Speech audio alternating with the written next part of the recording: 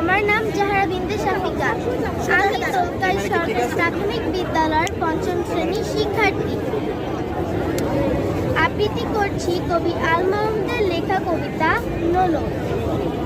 আমার মায়ের সোনার নোলক হারিয়ে গেল শেষে, হেথায় খুঁজি হোথায় খুঁজি সারা বাংলাদেশে। নদীর কাছে গিয়েছিলাম, আছে তোমার কাছে? হাত দিও না, আমার শরীর ভরা বোয়াল মাছে। বলল কেঁদে তিতাস নদী হরিণ বেড়ের বাঁকে, সাদা পালক বকরা যেথায় পাক ছড়িয়ে থাকে। জল ছাড়িয়ে দল হারিয়ে গেলাম বনের দিক, সবুজ বনের হরিক দিয়ে বনের ঝিকমিক।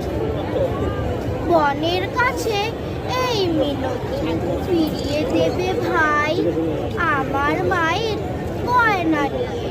ঘরকে যেতে চাই, কোথায় পাবো তোমার মায়ের হারিয়ে যাওয়া ধন? আমরা তো সব পাখ পাখালি বনের সাধারণ, সবুজ চুলে ফুল পিঁধেছি নোলক করি না তো।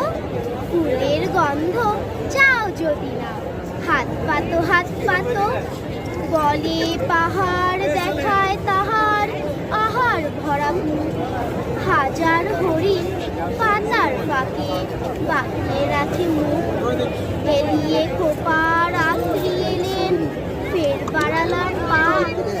আমার মায়ের গয়না ছাড়া ঘরে যাব না। ধন্যবাদ।